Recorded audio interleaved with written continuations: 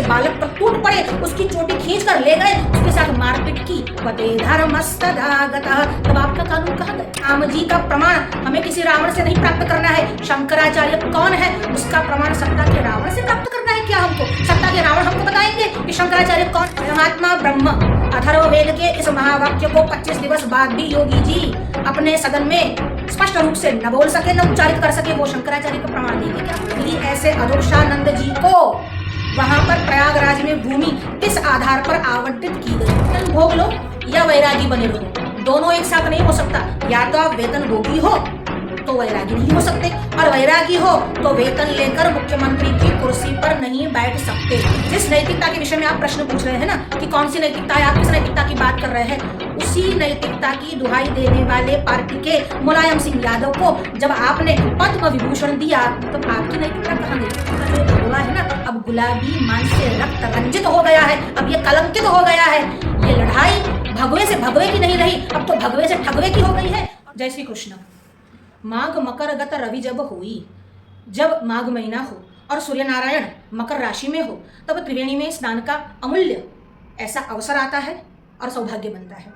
इस वर्ष भी यानी 2026 में भी प्रयागराज तीर्थ में माघ मेला लगा और भगवान आद्य शंकराचार्य जी की जो 4 प्रामाणिक पीठ है उसमें से ज्योतिष पीठाधीश्वर जगतगुरु शंकराचार्य अनंत श्री विभूषित स्वामी श्री अभिमुक्तेश्वरानंद सरस्वती जी महाराज को प्रयाग प्रशासन द्वारा स्नान करने से रोका गया।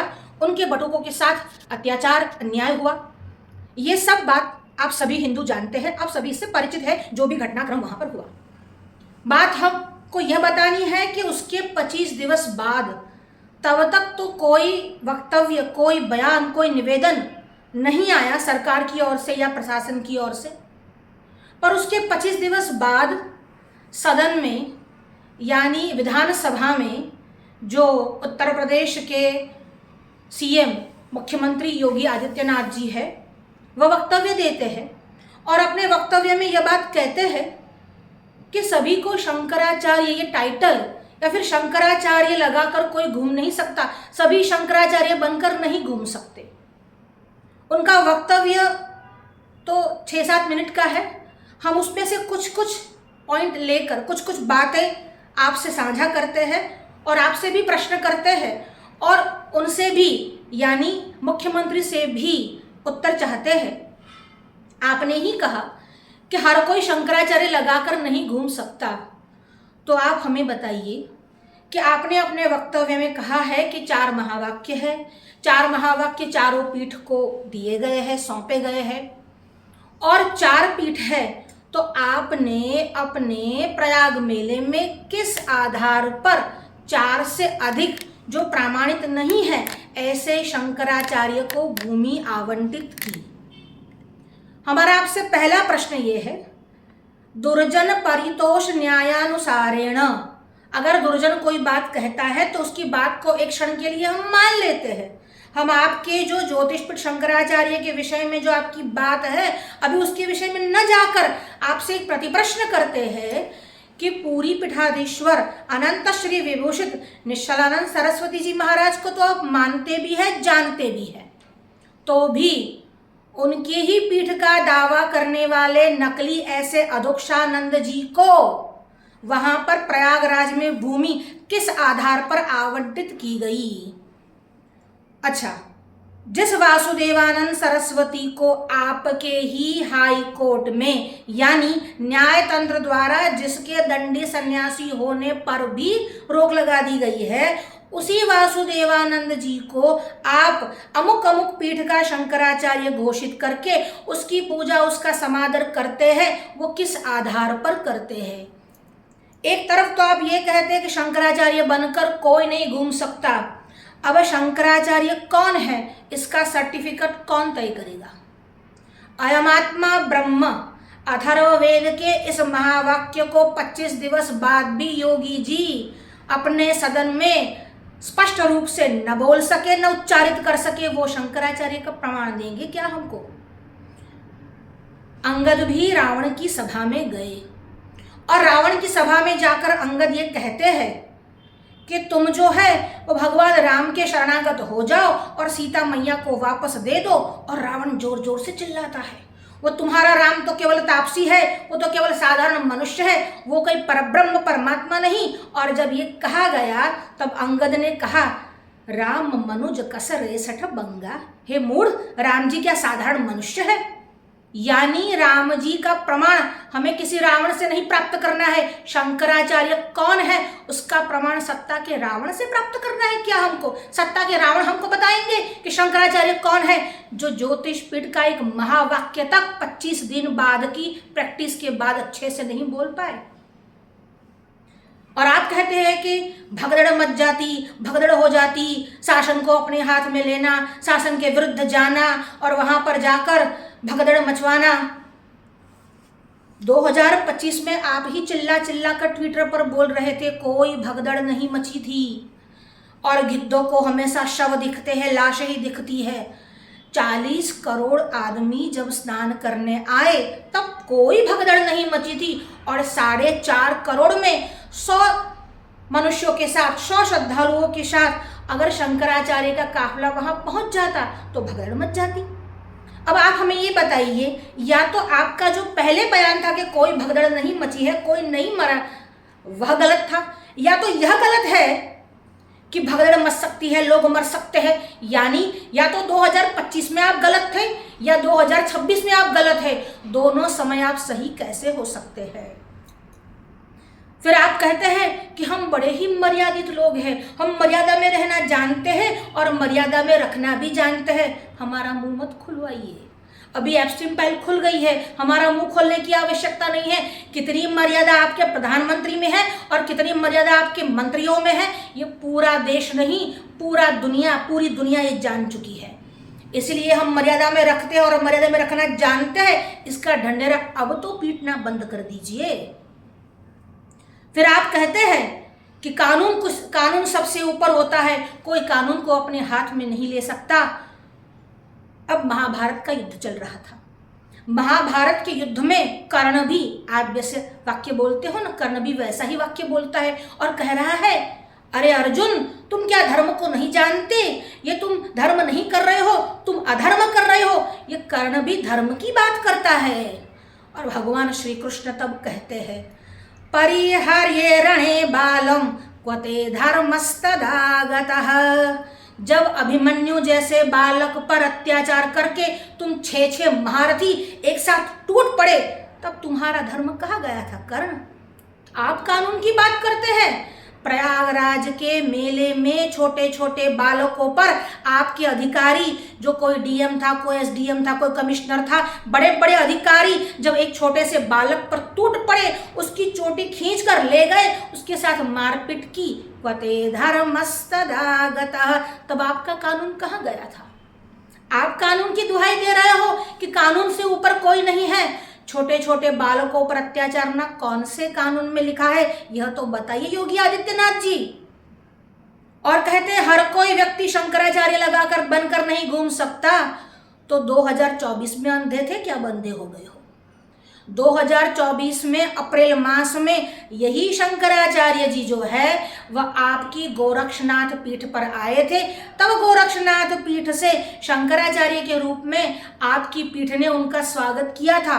या तो तब अंधे थे या अब अंधे हो, पहले ये जवाब दे आप।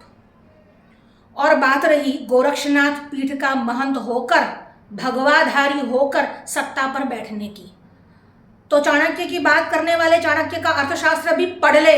चाणक्य के अर्थशास्त्र में कहा गया है कि राजा तो केवल वेतन भोगी सेवक है।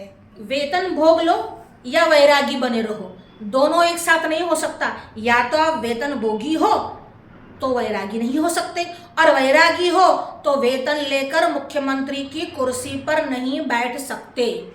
और अपने आप को गोरक्षनाथ के महंत के रूप में प्रस्थापित करने वाले आपके वहाँ गोहत्या हो रही है और आप चुप है और अपने आप को गोरक्षनाथ का महंत बताते हैं।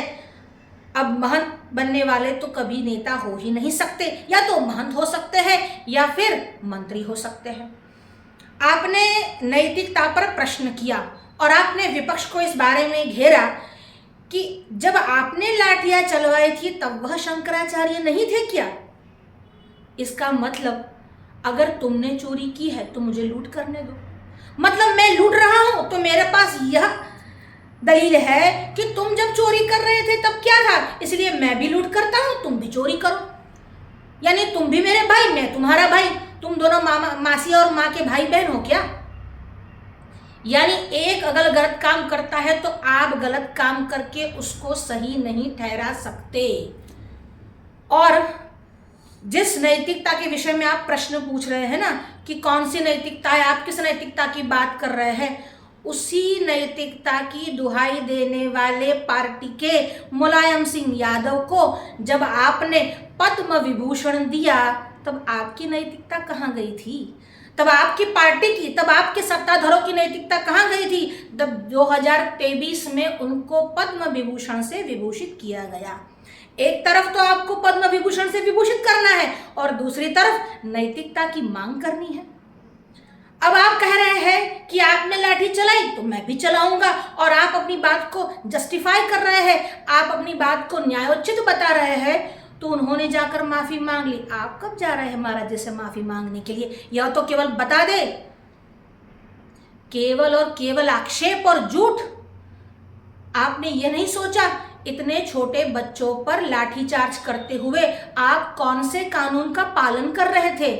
और आप ये कहते हैं शंकराचार्य है कि नहीं। अब हमारा प्रश्न है, अगर आप हिंदू है तो आप अपने हिंदू होने का प्रमाण दीजिए। और हिंदू होने का पहला प्रमाण ये है कि गो भक्तिर भवेद यस्य, जिसकी गाय में भक्ति हो वही हिंदू है।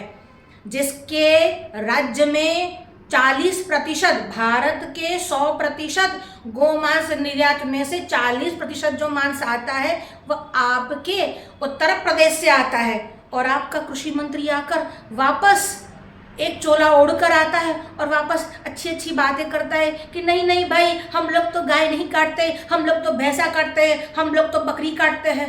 अगर आप भैंसा काटते हैं, बकरी काटते हैं, अन्य किसी पशु को काटते हैं, तो आप अपने नाम के आगे योगी लिखना कम से कम बंद कर दीजिए। क्योंकि अगर आप योगी लिखते हैं तो योग सूत्र का वह सूत्र जो द्वितीय पाद में आया है वह तो आप जानते होंगे। अष्टांग योग में सबसे पहला जो आया है उसका नाम है यम। यम नियम, आसन, प्राणायाम, प्रत्याहार, धारणा, ध्यान, समाधि, यह अष्टांग योग है। उसमें सबसे पहले आया है यम, और यम में सबसे पहले जो आया है उसी का नाम है अहिंसा। अहिंसा सत्यमस्तेय ब्रह्मचर्य अपरिग्रहाः यमाः, और ये सारे जो है वो यम है। अब जिसको 25 दिन में एक वाक्य कंठस्थ होता है वो भला क्या जाने यम क्या है, नियम क्या है, आसन क्या है, प्राणायाम क्या है, प्रत्याहार क्या है, धारणा क्या है, ध्यान क्या है, समाधि क्या है। 8 जो कदम है, 8 जो स्टेप्स है, उसमें पहला जो कदम है, पहला जो स्टेप है वो यम है योगी जी। और उस यम का जो सबसे पहला है वह अहिंसा है। और अहिंसा में अगर आप ये कहोगे कि हम बकरे को मारते हैं, भैंसे को मारते हैं, गाय को नहीं मारते, तब भी आप योगी नहीं रहोगे। क्योंकि अहिंसा में तो कहा गया है कि जाति, देश, काल, समय उससे अवच्छिन्न जो है, यानी अनवच्छिन्न होना चाहिए। ऐसा नहीं कि इसको मारता हूँ इसको नहीं मारता, मत्स्य को मारता हूँ इसको नहीं मारता, तो भी हिंसा हिंसा ही है। देश से भी आप अवच्छिन्न नहीं हो सकते, जैसे यहाँ तीर्थ में नहीं मारता, बाहर जाकर मारता हूँ तो भी आप गलत है। काल में, इस पुण्य काल में नहीं मारता, इस पर्व पर नहीं मारता, बाकी के पर्व पर मारता हूँ तो भी आप हिंसक है। अगर ये कहते हैं कि इस समय पर मारता हूँ उस समय पर नहीं मारता, तो भी आप हिंसा का ही प्रतिपादन कर रहे हैं, हिंसा का ही समर्थन कर रहे हैं। योगांग के पहले अंग ऐसे, यम के पहले ऐसे, अहिंसा का न पालन करने वाले ऐसे केवल नामधारी योगी से हमें कोई साहूकार नहीं।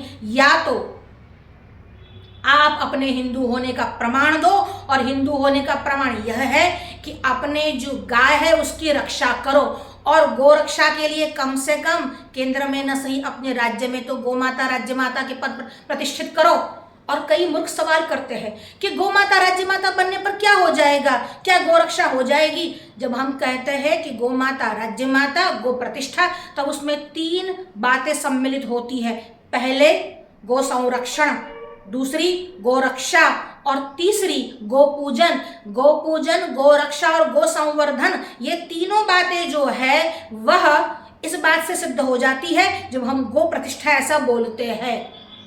अगर आपसे हम पूछे कि अगर आपने 302 एक्ट बनाए हैं उसके बाद भी हत्या होती रहती है, क्या आप 302 को निरस्त कर दोगे? इसका मतलब ये नहीं कि हत्या नहीं होगी, पर 302 होगा तो हत्या के बाद दंड मिलेगा और हत्या कम से कम तो होगी ही। इसीलिए गो प्रतिष्ठा के लिए कानून लाना आवश्यक है। अब आप ये पूछ सकते हो कि योगी जी ने शंकराचार्य का विरोध क्यों किया? अब योगी जी की जो सरकार है, जो केंद्र में भी बनी हुई है, उन सरकारों को गो हत्यारों से चंदा लेना है। 250 करोड़ रुपए का चंदा गो हत्यारियों से लिया है।